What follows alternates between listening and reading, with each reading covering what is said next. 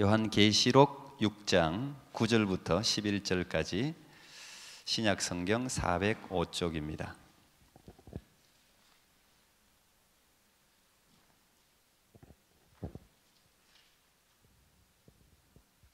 요한계시록 6장 9절부터 11절까지 말씀. 하나님의 말씀입니다. 우리 같이 합독해서 세 구절인데요, 같이 읽도록 하겠습니다. 읽을 때 하나님 음성을 들을 수 있기를 바랍니다. 같이요, 시작.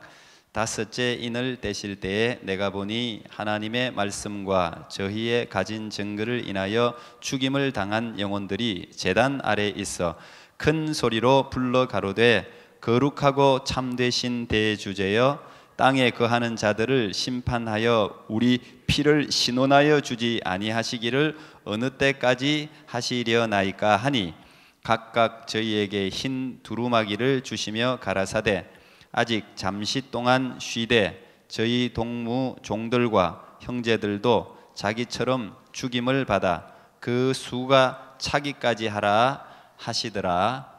아멘. 오늘 우리 기다리는 사람들 세 번째 시리즈로 지금 말씀을 나누고 있습니다. 오늘은 언제까지니까, 한번 따라하겠습니다. 언제까지니까. 첫째 주에 기다리는 사람들 시몬과 안나 이야기를 여러분에게 함께 나누었습니다. 기다림이 없이는 생명이 탄생하지 않습니다. 기다림이 없이 역사가 일어나는 법은 없다고 말씀드렸습니다. 하나님의 마음에 기억될 만한 한순간을 위해서 시몬과 안나는 수십 년을 기다렸는데 그 기다림은 매우 가치 있다는 사실을 우리가 첫째 주 말씀을 통해서 확인을 했습니다. 그리고 하나님이 기억하는 그 한순간, 바로 그 한순간 때문에 시몬과 안나는 성경에 유일하게 기록될 수 있었습니다. 그리고 그 한순간은 결코 그냥 주어지지 않는다는 사실을 우리가 말씀을 통해서 들었습니다. 거룩한 습관의 반복, 거룩한 습관의 반복이 능력을 만들고 기적을 창출합니다. 또 하나님은 메시아를 기다리는 사람을 기뻐하시고 이스라엘의 위로를 기다리는 사람을 하나님은 기억하시면서 주목해서 보고 있다는 사실을 우리는 시몬과 안나 이야기를 통해서 확인을 했습니다. 기다림이라는 이 과목은 모든 크리스찬에게 필수다, 그 말씀을 드렸고요. 두 번째, 지난주는 에레미야 예가 말씀을 통해서 소망 없는 자리에서 이제 이런 제목으로 말씀 나눴는데, 예루살렘 성이 바벨론에 의해서 참혹하게 완전히 부서지고 멸망을 당하고 시체들이 나둔 그 사실 희망을 노래할 수 없는 것이죠. 히로시마, 우리가 원자폭탄을 인류가 쓴 게 이제 히로시마 원폭 두 번, 나가사키하고 두 번 딱 이제 미국이 떨어뜨렸잖아요. 그 이후로는 지금 아직까지는 그 원자폭탄을 쓴 적이 없습니다. 이제 북한이 지금 하도 이제 계속해서 이야기하니까 지금 이제 한번 터뜨리면 3차 세계 대전입니다. 근데 그 위력이 우리 상상을 이상입니다. 원폭이 한번 일단 터지면 그 터지는 순간의 온도가 지구가 6,000도라 그러는데 그 터지는 순간의 온도가 4,000도입니다. 그냥 터지는 순간에 다 녹아버려요. 생명체는 녹아 없어져 버려요. 요즘은 더 강력하지 않겠어요? 보통 저 공중에서 한 400m 높이에서 터뜨리는데도 빵 터지는 순간 밑에 다 그냥 없어져 버립니다. 우리 우크라이나도 우리 첫 해에 해외 선교 간 적이 있는데 거기도 지금 원폭 그 사고 났었잖아요, 그죠? 원자력. 아직도 지금 들어가지 못합니다. 거기 아직도. 지금 몇 년이 지났습니까? 오늘날로 치면 아마 이 전쟁이라는 것은 아주 참혹한 그런 현장인데, 그런 현장에 서서 그 현장의 생명체로 모든 것이 죽어 있는 그 현장에 생명체로 서 있다는 자체가 비극 아니겠어요? 근데 에레미야는 이제 그런 현장에 지금 서서 에레미야 예가 슬픈 노래를 부르고 있었는데 세상 사람들이라면 이건 이제 절대 회복될 수 없다, 재건될 수 없다, 소망이 없다. 분명히 다들 거기에 상식적으로 공감을 했을 텐데 예레미야는 바로 그 순간에도 눈물을 흘리면서 소망의 노래를 불렀습니다. 그죠? 그 이야기를 우리가 지난주에 들었어요. 왜요? 그 이유를 거기에 설명했었는데 그것은 하나님의 자비가 영원 무궁하기 때문에, 하나님의 자비가 영원 무궁하다. 우리가 겪고 있는 이 모든 고난도 하나님이 주신다. 내 죄 때문에 고난이 올 때도 있지만 그것이 아니라 하나님이 우리를 훈련시키고 하나님의 이유와 목적이 있기 때문에 우리에게 고난을 주실 때가 있다, 깨어짐을 주실 때가 있다, 실패와 좌절을 주실 때가 있다, 망하는 것도 그래서 망할 때가 있다. 그 크리스찬들도 망하는 거예요. 근데 그것은 하나님의 목적하심이 있기 때문이다. 그 고난은 어떻게 해야 된다고요? 잠잠히 기다림이 좋도다. 그때는 잠잠히 기다려야 된다는 거예요. 하나님이 그 기다림의 시간을 우리에게 주시는 거기 때문에 우리가 아무리 몸부림쳐도 그때는 될 수가 없어요. 회복될 수가 없어요. 하나님의 시간이 아니기 때문에 그때는 기다려야 돼요. 기다리는 가운데 하나님은 우리 안에 믿음과 소망과 사랑이 자라게 하시는 거죠. 그래서 피곤하지 아니하면 때가 이름에 반드시 거둔다는 말씀으로 제가 지난주 말씀을 마무리했던 것 같습니다. 그래서 요즘 이 아주 조급한 시대, 젊은이들뿐 아니라 요즘 현대인들은 너무 다 조급합니다. 말세의 징조에 인류가 다 조급하다 그렇게 말했는데 우리 다 돌아보면 저도 마찬가지 전부 다 조급한 것 같아요. 조급증이 있어요. 이게 말세의 아주 징조입니다. 여유가 없어요. 캐네디언들도 마찬가지. 옛날에는 여유가 있었다 그러는데 옛날에는 뭐 앞에 차 클락션 소리를 들을 수가 없다 그러잖아요. 한 20-30년 전만 해도 앞에서 뭐 10분을 안 움직여도 클락션을 안 울렸다 그래요. 저는 아직 본 적이 없습니다. 조금만 있어도 저 깜짝 놀라겠어요. 그냥 한 10초만 있어도 뒤에서 꽝 울려요. 좀 그만큼 사람들 성격이 급해졌어요. 근데 어쨌든 이 인내라는 과목을 반드시 이수해야 하나님이 원하시는 하나님의 사람이 될 수 있다. 그걸 배웠습니다. 오늘 세 번째 기다리는 사람들 시리즈로 언제까지니까 이제 이런 제목을 한번 달아봤는데요. 이건 아마도 보편적으로 모든 인간이 가장 많이 던지는 질문 중에 하나 같아요. 물론 이것도 인간의 조급함을 드러내는 질문이기도 하지만 깊은 고난과 억울함 가운데 있는 사람들의 절규일지도 모르죠. 내 고통이 언제 끝나겠습니까? 언제 내 억울함을 풀어주시겠습니까? 이 지긋지긋한 이 삶을 언제 끝낼 수가 있겠습니까? 또 믿음 있는 사람이라면 도대체 언제 예수님이 재림하신다는 겁니까? 언제? 뭐 이건 뭐 예수님이 성천하실 때도 제자들이 던졌던 질문이에요. 언제 오십니까? 언제 이루어집니까? 언제 메시아 왕국이 도래합니까? 항상 우리 마음에 있는 질문이에요. 이게 언제 끝납니까?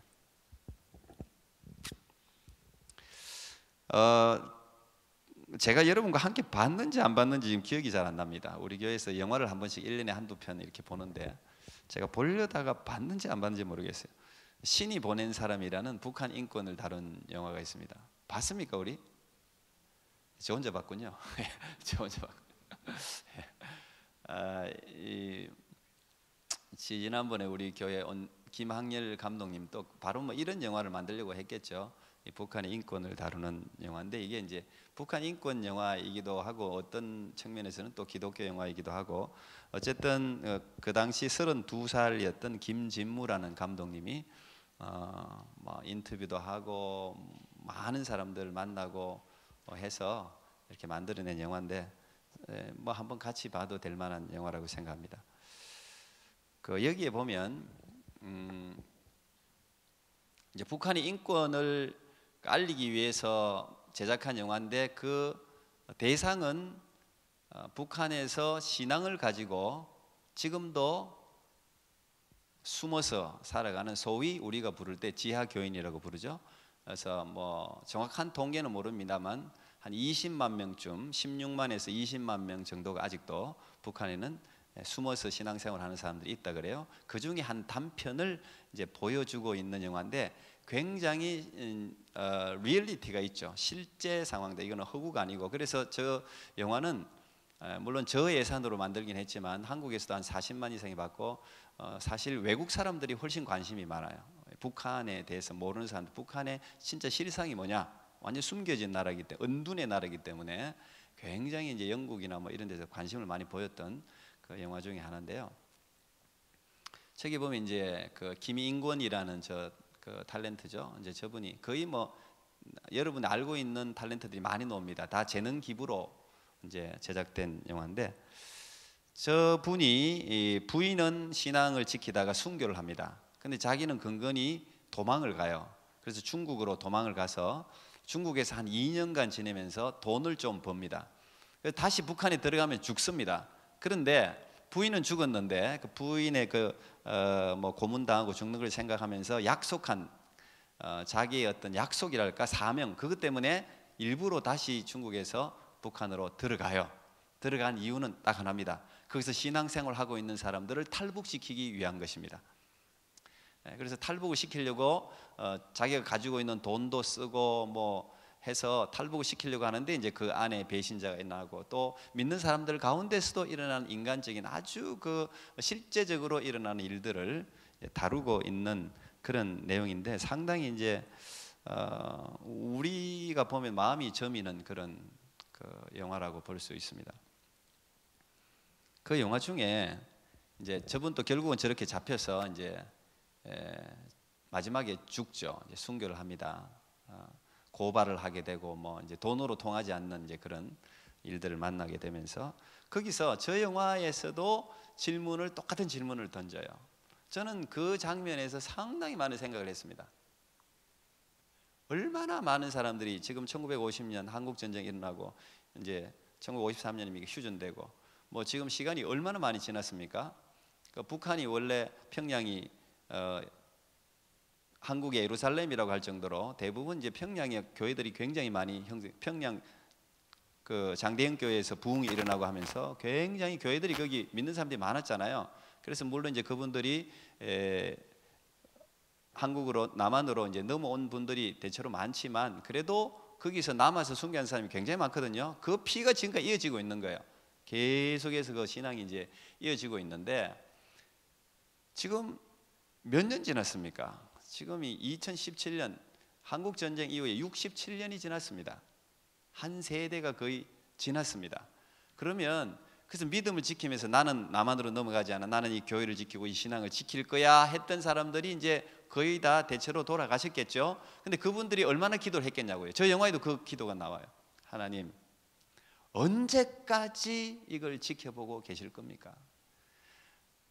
하나님 언제까지 이 피눈물 나는 이 기도를 지켜보고 계실 겁니까?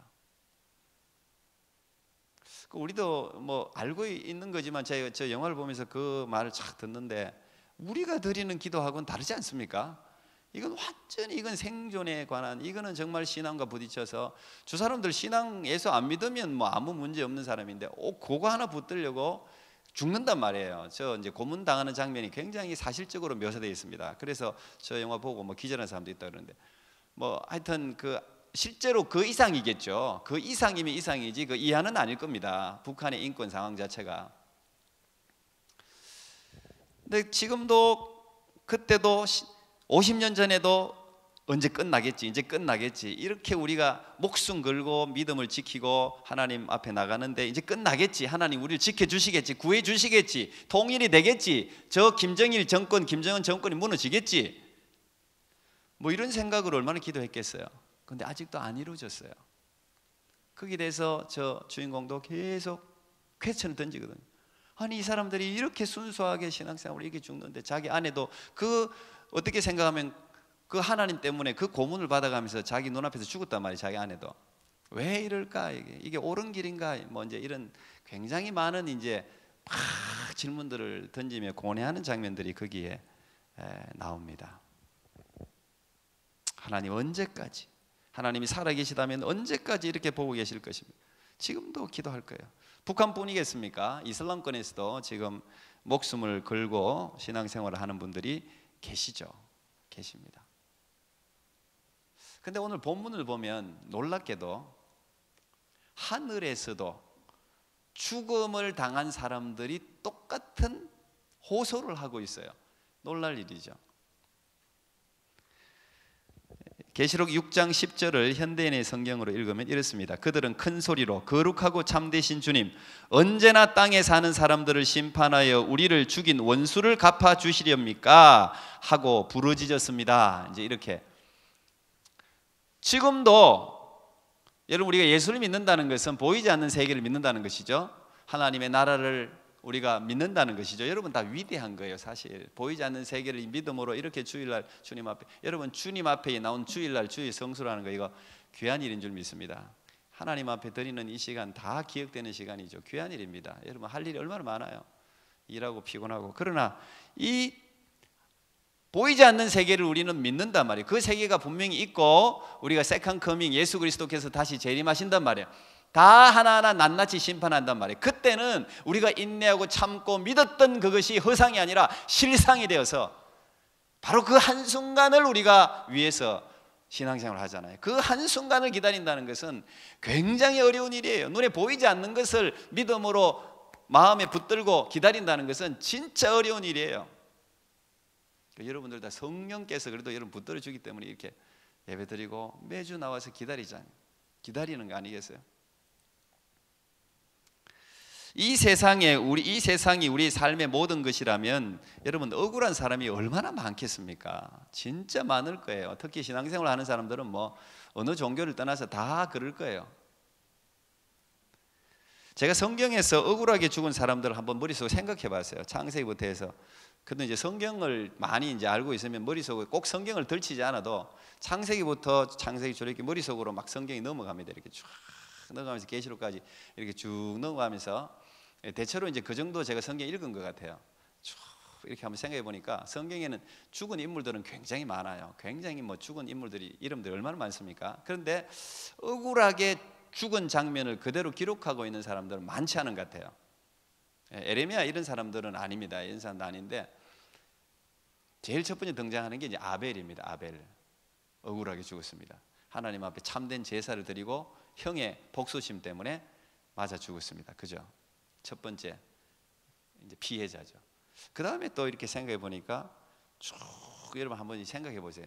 지금 머릿속에 한번 생각해 보세요. 억울하게 죽은 사람 다 하나님 위대한 역사, 죽다가 살아난 사람 많아요. 그리고 하나님의 일을 또 실패했지만 다시 일어나서 일을 하다가 이야기가 거의 마무리되는데, 억울하게 죽은 사람은 스데반, 신약으로 넘어오더라고요. 스데반 돌에 맞아서 죽잖아요. 그 다음에 또 딱 죽은 게 기록되어 있는 게 12사도 중에 야고보, 헤롯의 칼에 맞아서 첫 번째 순교를 당하죠. 사도행전 12장에 순교를 당합니다. 그리고 쭉 생각해 보니까 억울하게 돌아가신 분이 예수님이더라고요. 예수님이 억울하게 죽으셨더라고요.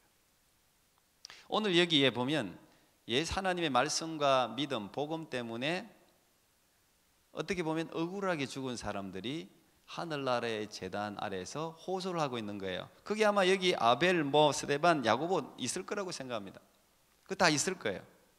그리고 예수님의 12제자들도 다 있겠죠. 결국 다 순교당했지 않습니까? 베드로는 거꾸로 십자가 못 박혀 죽고, 도마 같은 경우 가죽이 벗겨서 죽고, 목이 잘려서도 죽고, 여러 가지로 어쨌든 여러분 전해오는 전승에 의하면 하여튼 다 순교를 당했죠.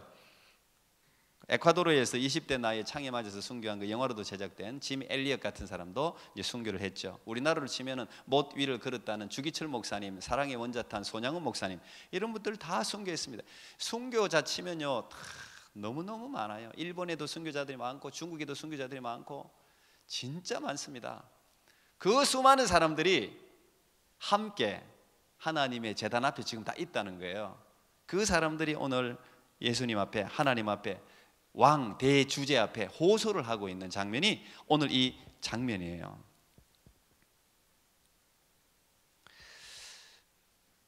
예수님께서 사역을 하실 때 박해와 환난 시대가 오는데, 그때 되면 사람들이 너희를 미워하고 죽이고 순교자들이 많이 일어난다는 예언을 하셨죠. 우리가 흔히 종말에 대한 예언, 마태복음 24장, 마가복음 13장 이런 데 나오는데, 마태복음 24장에 보면 예수님이 이렇게 말씀하셨어요. 24장 9절 10절에 보니까 그때 사람들이 너희를 환난에 넘겨주겠으며 너희를 죽이리니 너희가 내 이름 때문에 모든 민족에게 미움을 받으리라. 그때 많은 사람이 실족하게 되어 서로 잡아주고 서로 미워하겠으며 거짓 선지자가 많이 일어나 많은 사람을 미혹하겠으며 불법이 성함으로 많은 사람의 사랑이 식어지리라. 그러나 끝까지 견디는 자는 구원을 얻으리라. 자, 이 예수님의 예언의 말씀이 성취된 게 계시록이죠. 이미 이 예언의 말씀이 실제로 환난과 박해 때 수많은 사람들이 미움을 받고 죽임을 당하고 지금도 그런 일이 일어나고 있어요. 지금도 여러분이 정말 예수 그리스도의 믿음으로 살아간다면 박해를 받게 되어 있어요. 편하게 살아가는 게 그리스도인이 참된 삶이 아니에요. 진짜 예수를 위해서 살아가다 보면 손해를 받고 때로는 미움도 받고 때로는 왕따를 당하기도 하고 그래요. 별거 아닌데 어제 우리 선진이가 우리 교회 황일용 씨도 이야기했지만 우리 교회뿐 아니라 다른 교회도 그러리라고 생각합니다만 아이들이 교회 가는 걸 너무 좋아하잖아요. 진짜 감사한 거예요. 한국은 절대 교회를 안 가거든요. 교회 가는 걸 제일 싫어하는 한국은 지금. 그래서 참 큰일 났어요 한국이. 근데 어쨌든 캐나다 오면 어쨌든 할 일이 없어서 그런지 어떤지는 몰라도 교회 와야 좀 만날 아이들도 있고 먹을 것도 있고 놀기도 하고 어쨌든 편하다는 거예요. 감사한 일이죠. 난 정말 복이라고 생각합니다. 하여튼 교회에서 노는 아이들은 뭐가 돼도 돼요. 교회에서 놀면 괜찮아요. 교회에서 노는 건 괜찮아요. 저도 교회에서 많이 놀았거든요. 놀아도 공부도 교회에서 하고 놀기도 연애도 교회에서 괜찮아요. 연애도 교회에서 하면 좋지 연애도 교회에서 하면 어때요? 다른 데서 하는 것보다 낫지 믿는 사람들끼리. 예. 참 좋은 거예요. 교회에서 한다는 게. 그 아이들이 이 교회 안에서 어쨌든 믿음 안에서 자란다는 것은 사실은 큰 축복이죠.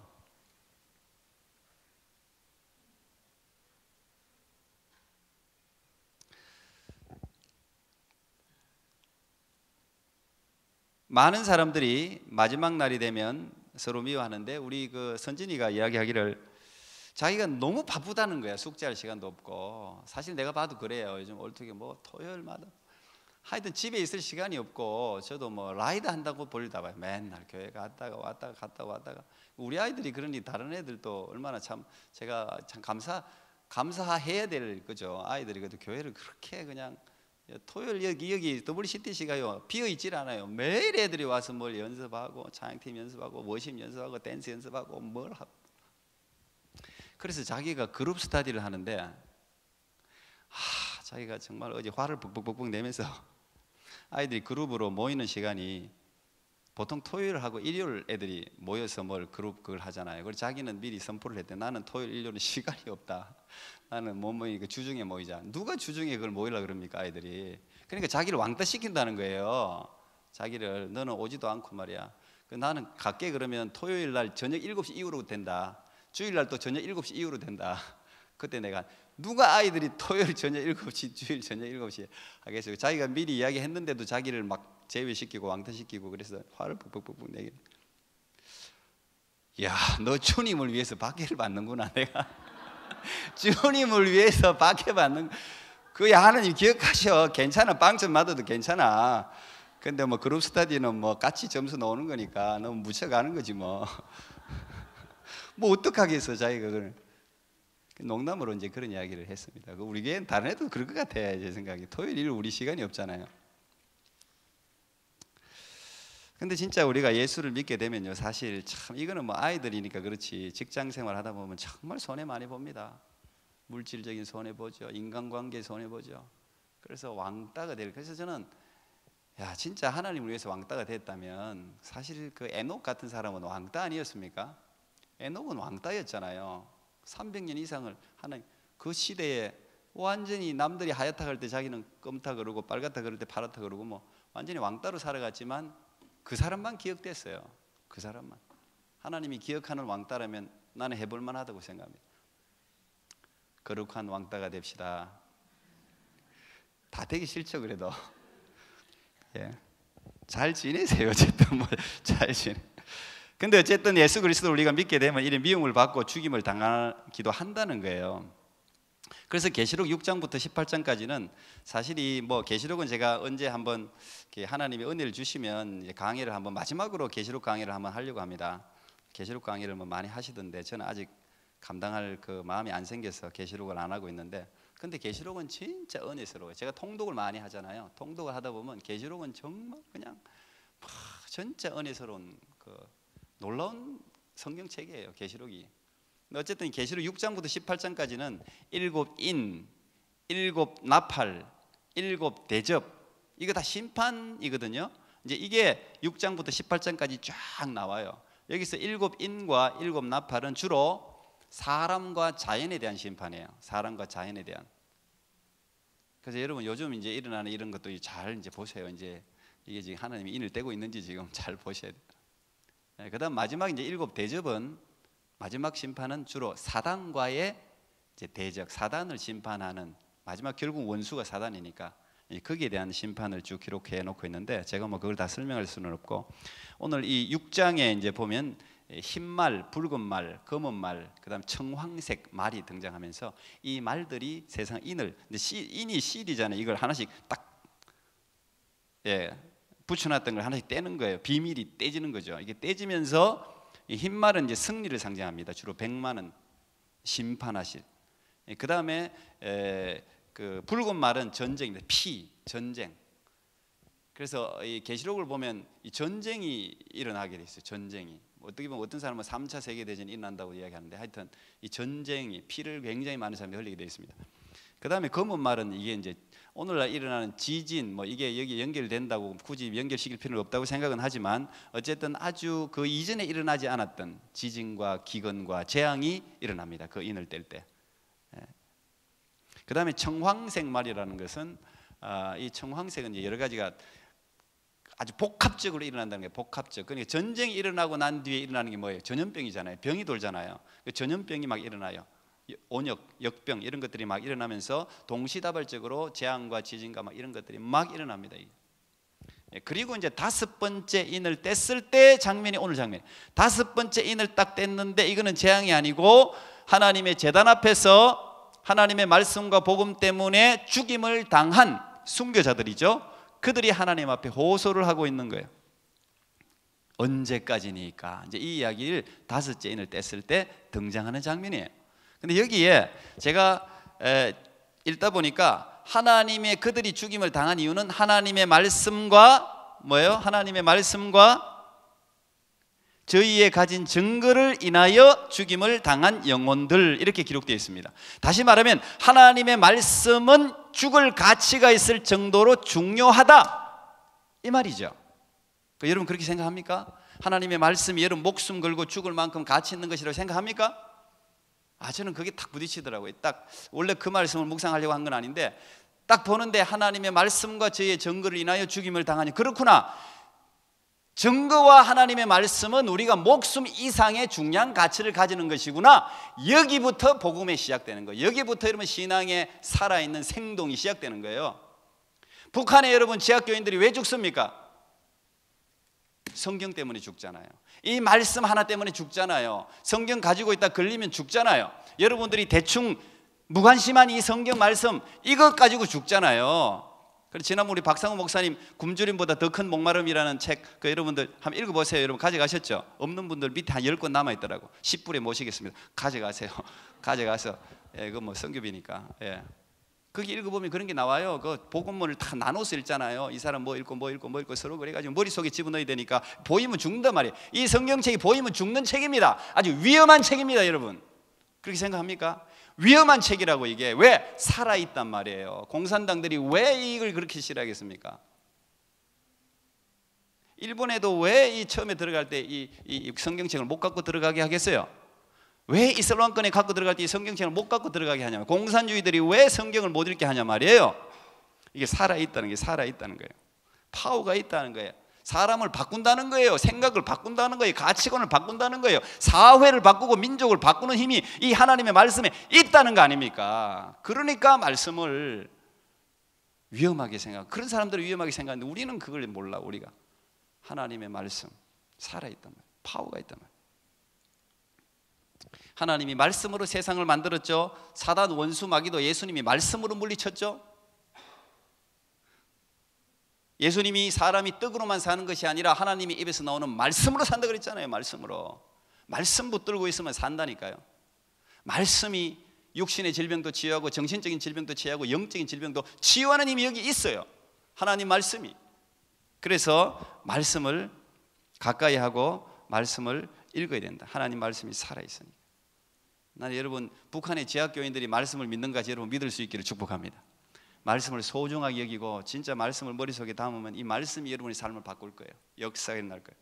저희의 가진 증거가 뭡니까? 예수님께서 주신 복음 아닙니까? 이 복음은 곧 그리스도를 나타내죠. 마가복음 1장 1절에 보면 하나님의 아들 예수 그리스도 복음의 시작이라. 복음은 예수 그리스도란 말이에요. 그러니까 예수 그리스도 이거 믿는 것 때문에 이들은 죽임을 당했어요. 여러분이 가지고 있는 믿음이 이렇게 소중하다는 거예요. 이렇게 소중하다는 거. 제가 말씀드렸잖아요. 저희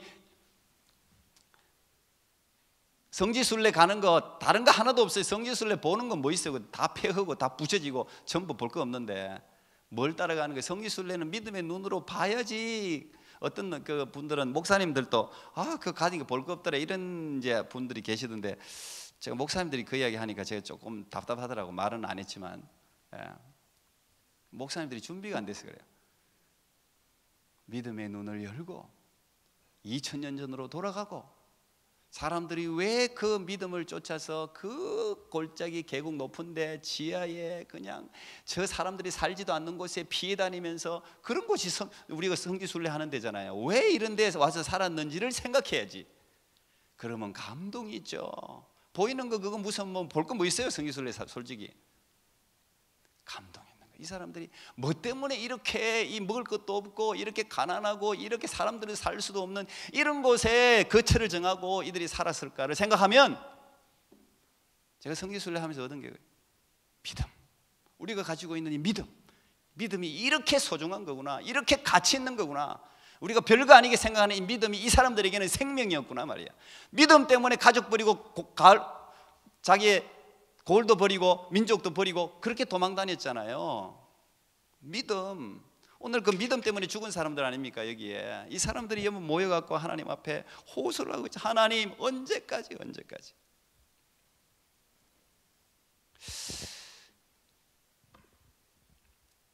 요한계시록 8장 3절 5절을 보면 이런 말씀이 있어요. 또 다른 천사가 와서 제단 곁에 서서 금향로를 가지고 많은 향을 받았으니 이는 모든 성도의 기도와 합하여 보좌 앞 금제단에 드리고자 함이라. 향연이 성도의 기도와 함께 천사의 손으로부터 하나님 앞으로 올라가는지라. 천사가 향로를 가지고 제단에 불을 담아다가 땅에 쏟음에 우레와 음성과 번개와 지진이 나더라. 그리고 요한계시록 5장 8절에는 그 두루마리를 취하심에 네 생물과 24장로들이 그 어린 양 앞에 엎드려 각각 금은고와 향이 가득한 금대접을 가졌으니 이 향은 성도의 기도들이라. 다시 말하면 여러분들이 드리는 기도를 우습게 생각하지 마세요. 옛날에는요 기도 못 드렸습니다. 옛날에는 제사 후에 자기가 속죄한 다음에 자기가 하나님께 교제할 수가 있었는데 지금은 여러분들이 기도를 방해하는 게 아무것도 없어요. 예수 그리스도께서 십자가에 못 박혀 죽으신 이후에 여러분의 기도는 그냥 바로 직통입니다. 직통 라인으로 올라가요. 여기 보면 그래. 계시록에 직통 라인으로 올라가는데 이게 성도의 기도들을 하나님이 맡으시는 향기예요. 하나님이 너무 맡으세요. 그런데 여러분 이 기도가 금 대접에 쌓입니다. 기도가 대접에 딱 쌓이는데 이게 양이 있어요. 여러분 기도를 그래서 응답될 때까지 기도는 해야 되는 거예요. 응답될 하나님이 이걸 헤아린다니까. 이 기도도 뭐 1000번 10,000번 해라 그게 아니라 어쨌든 하나님이 이 기도가 딱딱 쌓이는 거예요. 이게 다 차야 돼. 그런데 오늘 보세요. 이 기도가 찼는데 이 기도에 제단에 불을 담아가지고 땅에 쏟아요. 땅에 쏟는데 이게 뭐가 되냐면 우레 음성 번개 지진이 나더라. 다시 말하면 오늘 이 심판은 이루어진 이 심판은 성도들의 기도에 대한 응답이라는 이야기예요. 고난받고 억울하고 믿음 때문에 박해받는 사람들이 저 북한 지하 성도들의 그 기도가 언제까지입니까? 하나님 그들이 죽었을지 몰라도 하나님은 그 기도를 듣고 계시고 지금 채우지 그 수가 차기까지 흰 두루마기를 주시면서 이건 승리에 대한 보장 아닙니까? 그 수가 차기까지 기다리란 말이에요. 계속해서 순교의 피가 더 흘려질 겁니다. 많은 사람들이 하나님이 그러나 그 수가 차기까지, 그러면 다시 이게 차서 이게 부어진단 말이에요. 저 북한 김일성 그 3대 독재 그 다 뭐 무조건 멸망당하게 되어 있습니다. 그 피를 자기들 어떻게 감당하겠어요? 나는 회개 안 하기를 바래. 김정은하고 나는 자기들이 뿌린 걸 걷어야 되지. 그러나 회개하면 뭐 하나님 용서해 주시겠지. 회개하길 하면 그 얼마나 수많은 사람들을 세상에 그렇게 죽입니까? 저런 인권 박해 국가가 어디 있습니까? 근데 그들의 기도를 하나님이 듣고 계시단 말이에요. 그래서 그 기도와 거기에 제단에 불을 담아서 땅에 쏟는단 말이에요. 여러분들의 기도가 하나님이 다 듣고 계시단 말이에요. 특히 믿음 때문에, 억울해서 박해 때문에, 하나님 고난 때문에 기도하는 그 기도는 반드시 하나님이 들으시고 응답한다는 거예요. 기도가 연기될 수는 있지만 그 기도가 없어지지는 않습니다. 여러분, 오늘 하나님이 우리의 기다림 언제까지입니까? 이 순교자들이 하는 기도에도 하나님은 기다리라고 그랬어요. 그 수가 차기까지 기다려라 말이에요. 기다려. 그러나 반드시 응답한다. 예수님께서 초림이 있었던 것 같이 반드시 재림이 있습니다. 예수님이 초림에는 말구유에서 시시하고 초라하고 사람들이 뭐 왔는지 안 왔는지도 모를 정도로 오셨을지 모르지만 재림은 모든 사람들이 다 보게 오십니다. 그를 찔렀던 자도 보고, 욕했던 자도 보고, 박했던 자도 보고, 그날은 믿지 않는 자에게는 심판의 날이 될 것입니다. 그러나 믿는 자에게는 위로와 구원의 날이 될 것입니다. 우리는 바로 그 재림을 기다리면서 살아가는 사람들 아니겠어요? 그 재림을 기다리면서, 물론 눈을 뜨고 재림을 맞이할 수도 있지만 죽는 순간에 우리가 주님을, 죽는 게 곧 종말이잖아요. 우리에게는 개인적인 종말, 죽음을 다 기쁨으로 준비하면서 기다리면 여러분이 드린 모든 기도와 여러분이 하나님 앞에 행했던 모든 그 행위는 다 기억이 되어서 하나님이 가장 아름답게 반드시 갚으실 줄 믿습니다. 기도하겠습니다. 하나님 감사합니다. 오늘 기다리는 사람들 언제까지니까 죽음 후에도 제단 아래 엎드려서 순교자들이 지금도 호소하고 있는 모습을 보았습니다. 우리가 보고 있는 이 세상이 모든 것이 아니라 보이지 않는 세상이 있고 반드시 예수님은 재림하시고, 오늘도 참으로 억울하고 고난당하고 그러나 믿음 붙들고 살아가는 수많은 하나님의 사람들 주님이 다 기억하셔서 그들의 기도가 다 응답되게 해 주시옵소서. 예수님 이름으로 기도하옵나이다. 아멘. 우리 그 자리에 다 일어서서 봉헌하겠습니다.